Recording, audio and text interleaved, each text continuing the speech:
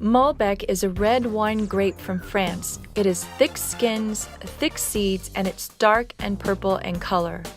For most of its existence, Malbec has been relatively unknown. Even the grape's origin and its name are pretty obscure. Most sources that we have are unreliable and researchers contradict each other. This is probably because Malbec is very finicky and hard to cultivate. It requires a certain type of soil and weather to grow. Plus, it's also prone to diseases. All these qualities probably made Malbec very unpopular against other grapes that were more friendly to winemakers. Nonetheless, it has always grown well in the French wine region of Cahors, and more recently the Mendoza wine region in Argentina. Most researchers agree that the man responsible for bringing Malbec grapes to Argentina was French agronomist Miguel Puget, who was invited by the Argentine government in the mid-19th century to help launch its wine industry. Surprisingly, Malbec thrived in the high altitudes and cooler temperatures of Mendoza, producing a high volume of delicious wine.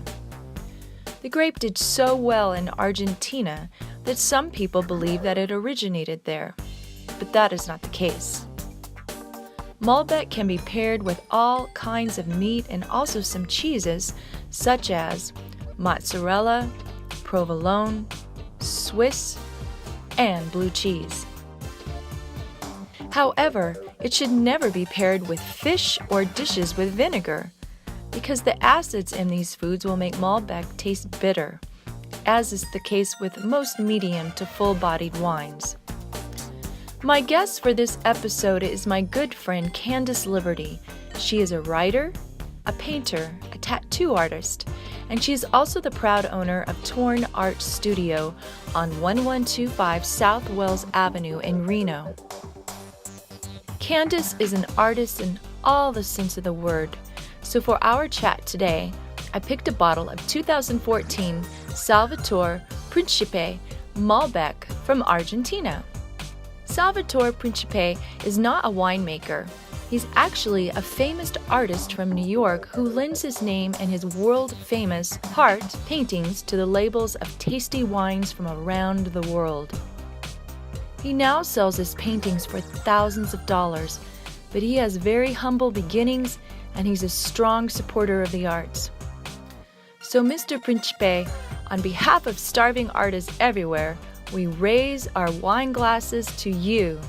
Cheers! My name is Tammy Tam Tam, and you are watching another episode of Glass of Wine.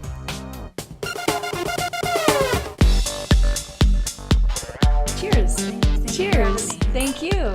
This is cool too because I've been doing a lot of my episodes at the Midtown Wine Bar, which we love, and they're all guys. So I get to interview a girl artist, so I'm really excited about that today. Girl power, right? Even your pit bull is a girl, baby girl. Yes, she is. Girls in the house. So here at your gallery, which is really impressive, you have quite a collection, and not only are you an artist on canvas, you are also a tattoo artist. So getting a tattoo is life-changing, right? Would you not concur? It's definitely a commitment. And once you get inked, there's no turning back, per se. So there are certain things that I think are important when you take that first prick that lands on your skin. And what actually made you decide to become a tattoo artist? What was your inspiration, or how did it all come about? I decided to become a tattoo artist when I was about 21, and I was going to college for art at the time. Oh, wow. I couldn't see myself really becoming an art teacher. I didn't know what I was going to do with an art degree, and that's what I was good at, so that's what I was going to school for. And my brother Archie actually happened to open a tattoo shop here in Reno and needed an artist, so I decided I was going to learn how to tattoo. And, right and just went from there, and it's been almost 15 years. It's been 14 well, and a half cheers years. to that. Cheers to that. And again, you have a quite impressive studio, and you're right on a busy street, which I'm sure that is helpful too, kind of in the center of Reno. So how much would a tattoo normally cost? Like, what's your base price? They start at about $60, and I would say go up to probably about $4,000. Wow. Yeah. Wow. All depending on the tattoo. Right. So You don't want to take a check for that one. You want cash when it gets up to $4,000 or a credit card, right? yeah, well, those Kidding. tattoos take a lot of time. Right. They So probably have to come back over a course. Like, how many sessions would you need to do a $4,000 tattoo per se? You would need. I'd have to do math to actually figure out how many sessions it. So more than a couple days. More than a couple days. Yeah, it'd be session after session. Right. Probably continue on for a whole year. Oh wow, Yeah, it would take. no wonder it's $4,000. That's a lot of intense work and Yeah, patience, and they have to come back again and again and again for like a huge back tattoo. wow. So depending on their budget and their pain threshold, some of those tattoos can take up to a year to complete. That's interesting. I didn't know that. So how many tattoos do you think you've done over the course of your career? Just off the top of your head, doesn't have to be. I wouldn't even have the slightest idea of how Tons. thousands and Thousands. thousands and thousands of tattoos. I wouldn't even be able to count or think how many I've done. And I see you have beautiful tattoos. Have you done any tattoos on yourself? On a rare occasion, I'll get bored and give myself a small tattoo sometimes, but not usually. I've done it maybe only 2 or 3 times actually. So. Now, if someone comes in under the influence of something, will you still go ahead and do the tattoo, or do you kind of step in and say maybe you should come back another day, or just do what they ask you to do, or what are your thoughts about that? It kind of depends on what they're on. You know, if they've been drinking too much, I usually will turn them down. If they've only had 1 or 2 drinks and they're clearly of sound mind, right, I'll go ahead and tattoo them. But if they're drunk in any way, right, I don't tattoo them, and it's mostly because they are annoying. People say they bleed more, but they really are annoying, and they move around and they don't listen. And there you go. So makes perfect sense. Yes. Have you ever tattooed like private parts? I have. On a person? I have. Boy and girl, or explain how that went about. I tattooed quite a few private parts. What was your favorite private part? I don't like tattooing private parts. It's not my favorite. Yeah, I would think that would be kind of different, uncomfortable. I mean, you don't know this person really, and you're coming in and tattooing. What parts did you tattoo, and what was the tattoo that they wanted on the private parts? Well, recently I've had a customer that wants his penis tattooed a lot, and he's got all kinds of tattoos all over his penis, different tattoos. Wow. And they're on his like nuts, they're everywhere. Now, does he have to have a woody to have that done? How does that work? No. Do you like stretch it out, or how does that work? Well, it was a partial woody. It was like a softie. Don't want it completely hard, but of course you don't want it all shriveled up and tiny, because it's hard to stretch the skin out and tattoo it. Right, exactly. So I'm sure that must have been painful. I mean, do they take like any kind of pain? Like, to my knowledge, he didn't have any kind of pain. So he's just medication. all in. Yeah. And what about like the butt? Like, have you ever? Same guy I tattooed. Same guy. I Okay. tattooed his butthole. Wow. What did you tattoo around his butthole? It was a great big lotus flower right around his butthole. Wow. The butthole is the center of the flower. Wow. Well, good for him. It was quite interesting. Life's what you make it, I guess. He likes to come in and ask my other customers if they want to see something, and I have to be like, no, you're not pulling out your dick right now. Put it in your pants. The customers do not want to see your private parts. That's funny. He thinks everybody wants to see his private parts. Yeah, I was thinking, like, is he a stripper? Like, how would he get to show his art, you know? I guess maybe his lovers or personal friends, but really, it's not like you can go out down the street and, you know, show your butt tattoo. You know? Yeah, definitely not. He'll show anybody he can that he can get to look. I guess to each his own, right?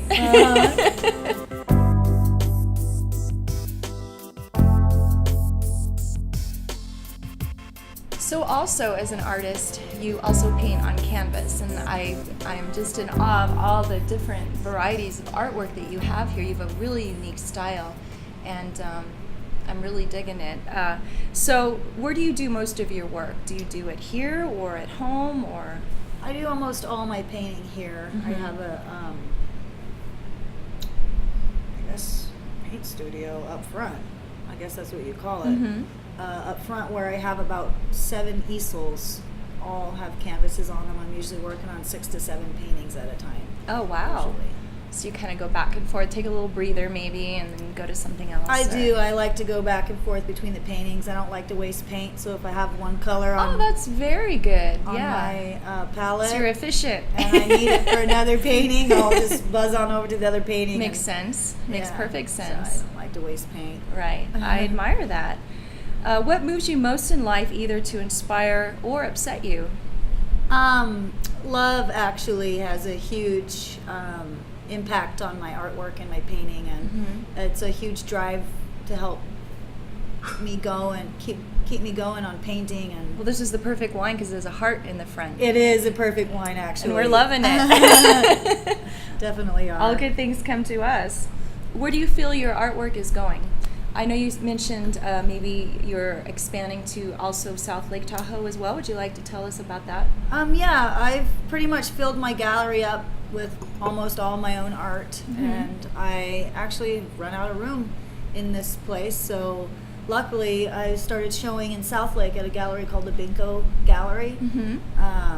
Lake Tahoe's picturesque, world renowned. A lot of people go there, all from the Bay Area, all over the world. So I think that would be advantageous for you. Yeah, a lot of my new paintings go out to South Lake to be sold out there. So, and I'm actually doing pretty good at that gallery. I sell stuff usually every month. I sell at least one piece, a print or a necklace. Or What is your artwork average on?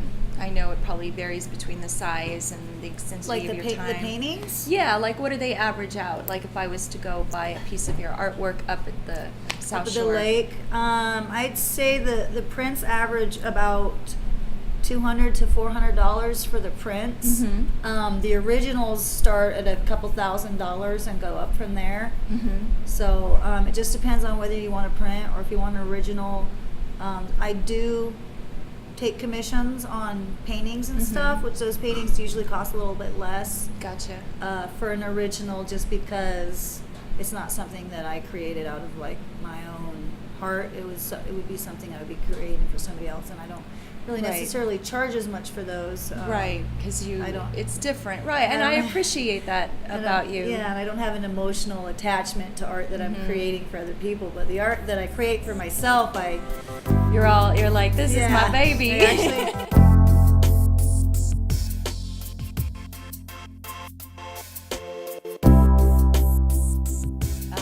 And also, you wrote a book. Man, you're all over the map. I admire you, girl. Called Wonderful Me. And would you like to say a little something about it? it is on Amazon. It's on Kindle as well, and I sell them here at my gallery, and out in South Lake they sell as well. Yeah. So, but the book is really, it's a really personal book. It's about a personal journey, more like a self-esteem journey, you know. And it is about love, and you get to read about me and relationships and all the fun, juicy stuff that comes along with that. And it's kind of like my personal journal that I've pretty much published, and just wanted to, like, you know, share my story with other people in hopes that it would like help them with their own personal story, maybe if they're struggling with something like Right, like bipolar or Yeah.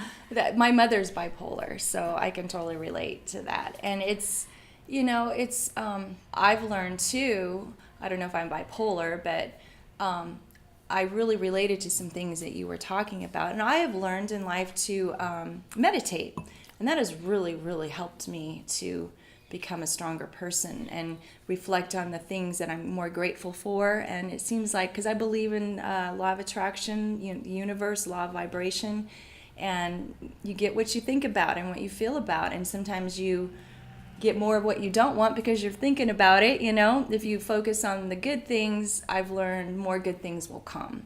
And through that journey process, I've basically becoming healthier and healthier every day, if that makes sense. And it is a journey, and it does take time. And so thank you so much. You are just so lovely, and I always appreciate seeing you, and you have good energy, and I love that you kind of put your heart on the sleeve out there, you know, for a while through your book and your artwork, and you're an amazing tattoo artist. I love girl power again. Thank you. So, and appreciate it. I'm happy that cheers. All good things have come to wine us if and- we allow it, right? That's true. Thank you again, Candice course, Liberty. thank you. Check out her book, Wonderful Me, on Amazon and Kindle. Torn Arts here on South Wells. South Wells, 1125 South Wells Avenue. Come get a tattoo, a painting, a book. Yeah. And check her out also at Lake Tahoe at, what was the... South Lake Tahoe, the Binko Art Gallery. Nice. All right. It's right across from Applebee's. Perfect. So you can go get some artwork and then go get some food and some wine. Yeah, definitely. Thank you again for your time. Of course. Across the room and it was you below the line. All this time you make my heart grind. Look into my glass of wine.